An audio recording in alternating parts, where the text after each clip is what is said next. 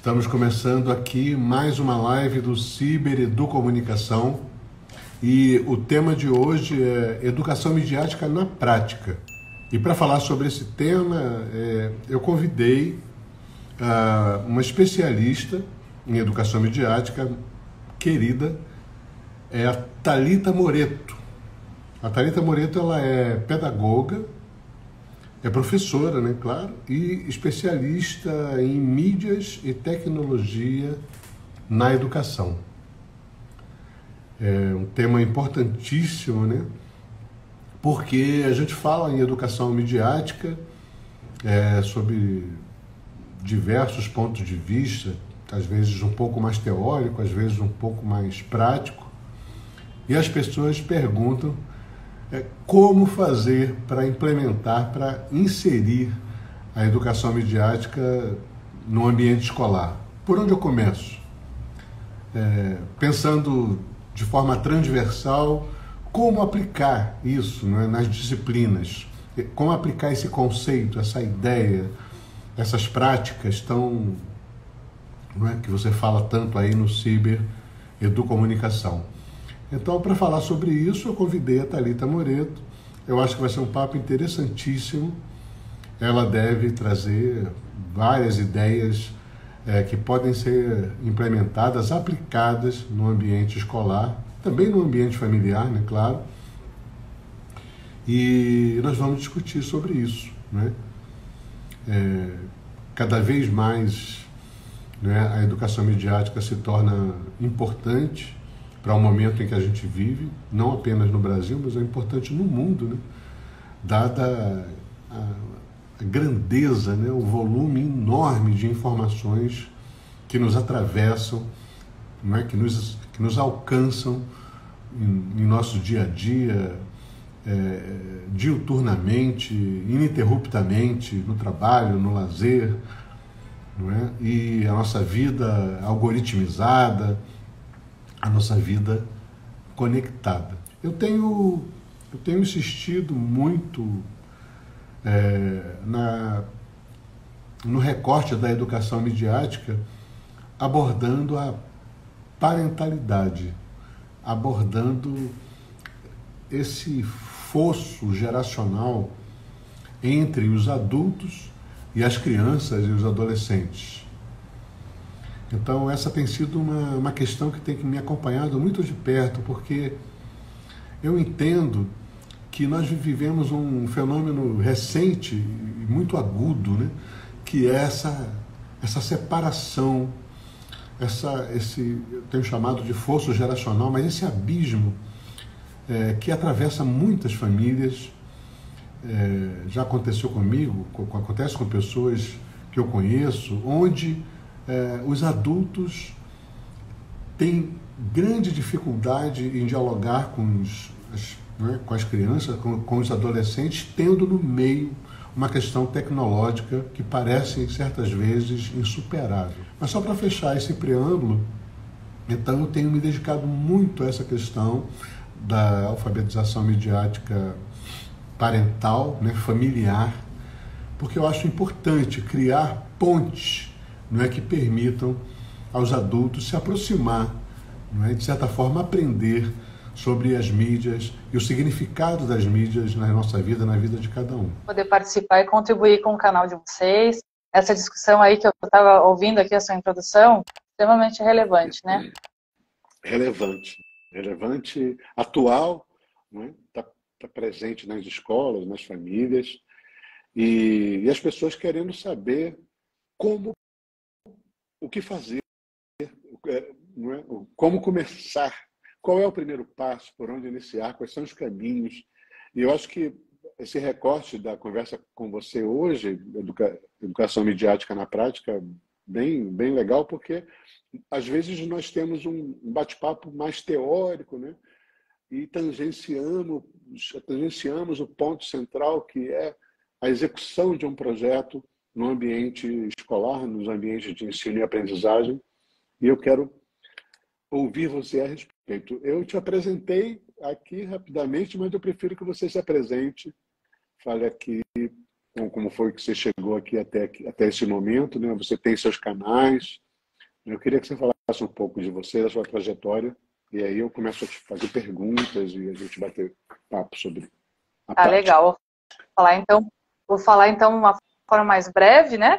Para a gente conseguir traçar aí para entender como que eu cheguei até aqui. Então, a minha primeira graduação fiz jornalismo. E Uhum. quando eu estava na faculdade de jornalismo, eu sempre gostei da parte, assim, do jornalismo literário, Certo. tá? Então, isso é importante entender isso, porque quando a gente fala assim jornalismo, todo mundo vê mais o jornalismo padrão, ou repórter de TV, ou repórter de jornal impresso, ou, rádio, né, essas coisas. E eu não me via muito nessa função. Eu gostava muito de jornalismo literário. E na faculdade ainda, eu conhecia a tal da educomunicação. Ah, certo. Então ali eu acabei já entendendo um pouquinho. E quando eu fui trabalhar, eu já comecei a trabalhar com práticas de educação midiática. E por que eu falo isso? Porque a gente está falando muito de educação midiática recente, mas não é algo que foi criado agora, né? Claro. Educação midiática sempre existiu, porque é uma igual educação ambiental, educação financeira, né? Quando você educa para o uso das mídias. Então, para cada mídia, você precisa ter formas de educação, de como Sim. usar, de como abordar. Então, educação midiática é algo muito, muito antigo, né? Certo. Né, professora? O senhor já estuda também isso há bastante tempo, né? É Muito mais, verdade. muito, muito, muito mais tempo, né? Porque eu falo isso porque se popularizou muito pós-pandemia, durante a pandemia, né? Esse termo de educação midiática, porque muitas pessoas entendem que foi aí que surgiu, pela questão das escolas precisarem utilizar mais ferramentas tecnológicas digitais, né, para as abordagens. Na verdade, ela existe há muito tempo. Então, eu comecei a trabalhar com isso em 2008. Então, a gente fazia uma educação midiática, fazia práticas, trabalhando com impresso, né, que era o que tinha na época, né? Então, jornal impresso, revista, esse tipo de texto, né? E eu fui me especializando. Então, fui me especializando em tecnologias na aprendizagem, fiz mestrado em educação em tecnologias digitais. Então, conforme as tecnologias e as mídias novas mídias foram sendo criadas, incorporadas, tanto nas abordagens sociais como também nas escolas, eu fui me especializando junto e caminhando junto com esse processo. E também fiz pedagogia, também sou pedagoga, então eu fui alinhando justamente isso, a área da comunicação com a área da educação, né? Essas duas Uhum. áreas estão entendendo todas as abordagens da comunicação, que para mim o jornalismo foi essencial para entender isso, esses processos, né? E saber como que a gente faria isso dentro da educação, né? Das escolas, que é onde a gente entra nessas questões de educação Sim. midiática. Então, eu, por exemplo, trabalho com isso desde 2008, né? Com tecnologias, com mídias, educação midiática, toda essa abordagem com educação à distância, né? Com vários processos relacionados a isso, dentro de escola, próximo de professores. Hoje, em sala de aula, sendo professora de educação midiática, em sala de aula curricular, porque daí depois a gente vai falar sobre isso, que é outra, você tem outra perspectiva, assim, de visão, né? Você tem outra perspectiva com relação à sala de aula e o desenvolvimento dos alunos. Uma Uhum. forma é você trabalhar com educação midiática na formação de professor ou em oficinas pontuais, que era o que eu fazia muito no início, em 2008. E outra é você entrar numa sala de aula, num horário curricular, uma turma de 30 alunos e fazer uma aula de educação midiática. Então, são coisas muito diferentes. E é uma experiência que é importante ser colocada assim, em pauta e na mesa de discussão, porque existem várias situações aí que eu observei que é interessante a gente abordar e falar a respeito. Falei rapidamente Essa, aí.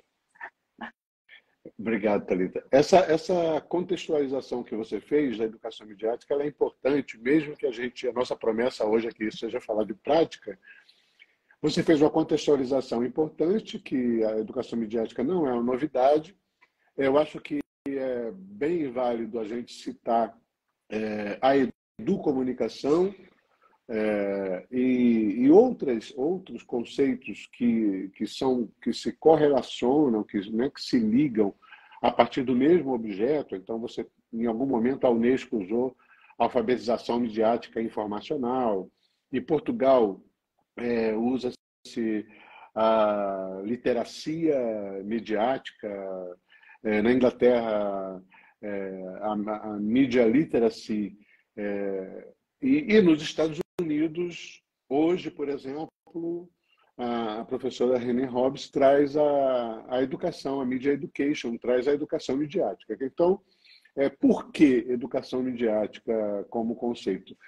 Eu ouvi isso numa reunião que eu tive ontem, não é? E também de uma especialista querida, e ela me disse que ela entende que é um termo mais popular, mais simples de ser entendido, dada a relevância da sua aplicação, não é, nos dias de hoje.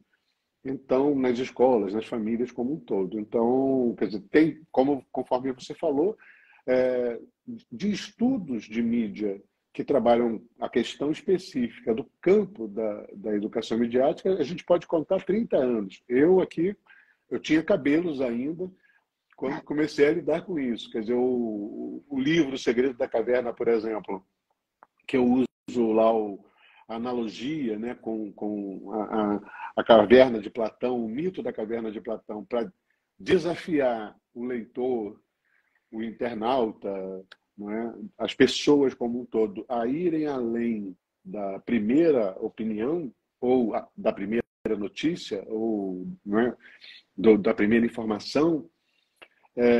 Também, quer dizer, foi escrito, foi publicado tem mais de 12 anos. Então, como você bem disse, não é uma novidade, é algo que sempre esteve na agenda, né? Sempre esteve ali gravitando em todos os temas importantes, como você bem falou, mas que agora há uma urgência, não é, tamanho da sua aplicação, não é? Porque a gente tem fenômenos recentes, né? Como fake news, como desordem informacional, como excesso de produção de informações, volumes gigantescos de dados, a própria relação algorítmica, né, com a vida da gente. Nós estamos aqui conversando e as plataformas estão captando, né, a nossa percepção, o nosso olhar, o nosso entendimento, e estão armazenando nossos dados sem que nós efetivamente tenhamos dado autorização no dia de hoje. Pode ser que algum dia a gente tenha dado essa autorização, até ao utilizar a plataforma.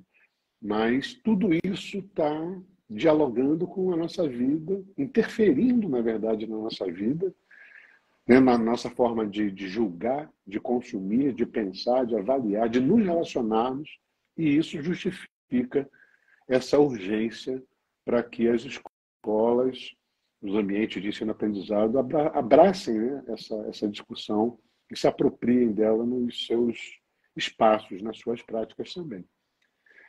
Mas como colocar em prática a educação midiática? É a pergunta que marca o início da nossa conversa. A gente fez aí esse prefácio, mas agora vamos lá. Vou deixar a bola com você, Thalita. É difícil, viu, Wagner? Muito difícil. Por quê? Eu vou fazer uma contextualizaçãozinha. O que aconteceu com esses jovens, né? Se a gente pegar todos os alunos que são em idade escolar, né?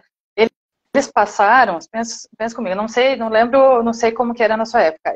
Quando eu fiz meu segundo grau, a época era primeiro e segundo grau, né? Então, de quinta a oitava série até o meu ensino médio, então, a partir da quinta do ensino médio, eu tinha aula de informática na escola. Lembra que as escolas davam aula de informática? Uhum. Tinha computadores, e a gente aprendia o que na aula de informática? Ligar o computador, aprendia exatamente isso, hardware e software. Então, você aprendia o botão, como que ligava, como que reiniciava, como que você criava uma pasta, como que você digitava um documento, como que você mexia numa planilha Excel, que era o que tinha na época, né? Uhum. Na minha época, raro, tinha pouco internet, a gente não tinha acesso, era aquela internet de escada após a meia-noite, né? Que eu usava. Então, isso era uma educação, era uma educação para o uso informacional da informática, né? Tanto que o nome da aula era aula de informática. Só que, com o decorrer do tempo, as mídias foram aumentando, então a quantidade de mídias, a quantidade de conteúdo, a internet foi ficando mais rápida, as pessoas foram entrando mais na internet, publicando mais, né? Isso foi aumentando, e as escolas foram diminuindo, tirando os computadores, tirando a aula de informática, tem escolas que não tem sequer uma sala com computadores na escola, e ao mesmo tempo, né, as escolas com mais recursos começaram também a fazer outro processo inverso. Não, tem tecnologia, os alunos gostam, eles têm que usar, criam-se plataformas, dá conta de e-mail para aluno, mas sem ter a aula de informática. Não sei se você entendeu o ponto que eu quis chegar, que na época a gente tinha que fazer um trabalho, mas a gente tinha aula de informática. Então a gente aprendia a criar um documento, aprendia a ligar o computador. Isso foi tirado, novas tecnologias foram surgindo, e o fato desses jovens, no seu social, em casa, em outros espaços fora da escola, tendo essas habilidades, porque são jovens que já nasceram numa geração que vem os pais fazendo, já vem, eles nascem já tendo o conhecimento e a presença de tecnologias diversas em casa. Então, se parte do... Eles já chegam com um letramento... Eu não diria nem exatamente um letramento, mas assim, conhecimento da existência daquela tecnologia, e por uma observação e por uma proximidade de pessoas que estão usando, eles vão assimilando, eles sabem mexer. E nem em casa e nem na escola se ensina como fazer. Então você pensa o seguinte, ó, eu entrei numa sala de aula de 6º ano. Foi a primeira vez que teve aula de educação midiática. Chega uma professora e fala, olha, eu vou dar aula de educação midiática. Pensa que eles estão desde a educação infantil até o 6º ano, nunca tiveram isso. Mas eles estão sempre usando tecnologia, o tempo todo. Em casa, fora, eles usam tecnologia em todos os lugares. Eles mesmos, assim, a própria escola, ela dá assim, ó, o aluno precisa dessa plataforma, dá uma conta de e-mail, mas não tem uma aula de como utilizar o e-mail. Como a gente tinha aula de como utilizar o computador. E daí, o que acontece? Na hora que você chega, o que o aluno pensa? Para quê? Não, já sei, para que não serve para nada. É difícil você virar a chave deles, né? Agora, nesse momento, porque eles passaram praticamente, né, metade da vida deles ali, uma grande parte da vida deles, sem ninguém chegando para eles e falar assim, olha, você precisa aprender. Eu sei que você sabe entrar na internet, eu sei que você sabe criar um perfil nas redes sociais, eu sei que você sabe pesquisar, né, mas você precisa aprender como, a mesma coisa. Mesma coisa de qualquer outra disciplina, digamos assim, na escola. Eu preciso te ensinar como. Então, eles estão com dificuldade de entender que eles precisam aprender. Então, a gente fala de fake news, de excesso de informação, são termos que eles veem o tempo todo. Né? Mas na hora que você começa a fazer uma discussão profunda com eles, que eles começam a perceber que eles, opa, não, acho que eu não estou entendendo direito o que é isso. Daí que eles começam a perceber, então você tem que usar estratégias, outras estratégias, muito mais práticas, colocar eles na prática mesmo, falar assim, pega ali o celular, vamos abrir, vamos fazer isso agora na prática, para eles se interessarem e entenderem que eles não sabem tudo. Que eles precisam entender mais, precisam saber mais sobre aquilo. Você falou você deu um gancho aí importante para a prática, que você falou, pegue o celular. Então, ainda hoje, muitas escolas e muitos professores e professoras proíbem o uso do celular. E o celular é uma tecnologia do tempo presente. Então, quer dizer, ainda que o celular seja proibido ou guardado ou escondido, ele está ali, naquele ambiente. Então, quando você diz pegue o celular e você insere, não é, esse suporte tecnológico na aula, dentro de uma determinada disciplina, você criou uma conexão que a gente pode chamar efetivamente de educação midiática. Não é só o uso do dispositivo, mas a correlação do uso do dispositivo com um conteúdo efetivamente ligado a um projeto pedagógico, ligado a um tema, ligado a um assunto, ligado a uma prática, e a uma prática que engaja esse aluno em uma aula. Quer dizer, o celular não é só o celular. O celular passa a ser uma ponte que ultrapassa esse tal fosso. No caso da escola, seria o desinteresse do aluno por uma aula convencional, uma aula livresca, né, feita de lousa e giz ou um PowerPoint, e uma aula expositiva e uma professora ou um professor fazendo uma exposição, ele rompe com isso, o celular ajuda a romper com isso e traz o aluno como co-criador, como coprodutor de um de uma busca de conhecimento dentro de uma aula. Então, o uso da tecnologia do tempo presente é uma das práticas possíveis para trazer a educação midiática. E isso tem dialogado com esse baixo interesse pelo formato das aulas convencionais. Você usa isso nas suas... Você faz essa transição nas suas aulas? Como é isso na sua prática? Vou complementar você. Então, você colocou no início que muitas escolas e professores proíbem o uso de celular. E eu entendo perfeitamente. Só depois que você entra em sala de aula que você entende o porquê. Daí a gente entra ali mesmo numa questão de educação midiática, né? Os alunos, eles não têm a educação midiática. Então, eles usam o celular da forma que eles aprenderam a usar. Do jeito que eles quiserem, e geralmente para lazer, né? Para ver vídeos aleatórios, às vezes nem é um conteúdo muito interessante, aquele negócio do looping, né? De você ficar rodando ali o feed. E esse é um grande problema na sala de aula. Porque daí, os alunos, se você deixar livre, eles não vão prestar atenção em nada, absolutamente nada na aula. Eles vão querer ficar no celular, jogando joguinho, fazendo qualquer outra coisa que não tenha relação nenhuma com o conteúdo. Né? Então, esse eu acho que é o problema do fato da educação midiática não ter entrado antes nas escolas, né? Justamente porque é isso que eles sabem fazer com o celular, né? Então, eu faço isso porque justamente essa é a minha função ali. Então, eu estou dando aula de educação midiática e eles usam os dispositivos, mas eu tenho que começar para eu conseguir explicar, dar uma orientação, uma diretriz do que a gente vai fazer, eu tenho que pedir para todo mundo desligar e guardar. Embora eles escondem embaixo assim da carteira, acho que a gente não vai ver, fica dando uma olhadinha, porque senão eles não conseguem focar. Então a gente tem esse problema hoje dos jovens, eles não conseguem focar. Então a gente vai fazer uma atividade, eu sempre falo assim, calma, vocês já vão pegar, a gente vai fazer uma atividade de treino, mas eu preciso explicar o que vocês precisam fazer, né? Então presta um pouquinho de atenção. Eu já usei recursos, para vocês terem uma ideia, de eu gravar em casa a aula e passar em vídeo para eles, falando, oi, bom dia, tudo bem? Estava explicando. Daí um aluno pergunta para mim, mas por que você gravou o vídeo? Eu falei assim, porque vocês prestam mais atenção dele lá, faz sentido. Você tem uma ideia, ponto que eu cheguei usando estratégias, assim, né, para conseguir atenção. Então, eu acho assim, precisa, sim, de mais entrada dessas tecnologias, mas nesse sentido, dessa forma que faça sentido. E daí, a gente entra em outro ponto. A gente fala muito de educação midiática para os alunos, e não fala para os professores. Então, os professores também precisam passar por um processo de educação midiática, né? Claro que sempre tudo tem seu foco, mas um processo de educação midiática, porque eles também precisam entender melhor o funcionamento dessas mídias e entender como que isso encaixa na sua disciplina.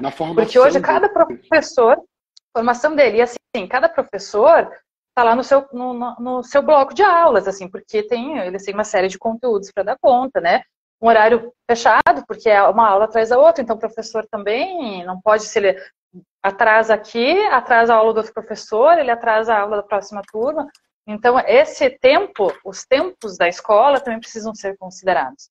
Então, para o professor ele conseguir utilizar uma tecnologia diferente, ele precisa de uma formação de educação midiática forte para que ele consiga entender como que ele vai tanto se relacionar com os alunos, que tipo de estratégia que são as estratégias que são adequadas para o tipo de conteúdo que ele vai dar, não é nem necessariamente só para uma aula, é para o tipo de conteúdo, né, como que ele vai utilizar isso, e de que forma que ele vai conduzir isso com os alunos. Então ele tem que entender o perfil dos alunos, ele tem que entender as mídias, ele tem que entender o que é educação midiática, né, e principalmente ele tem que entender como que funcionam os dispositivos que os alunos têm.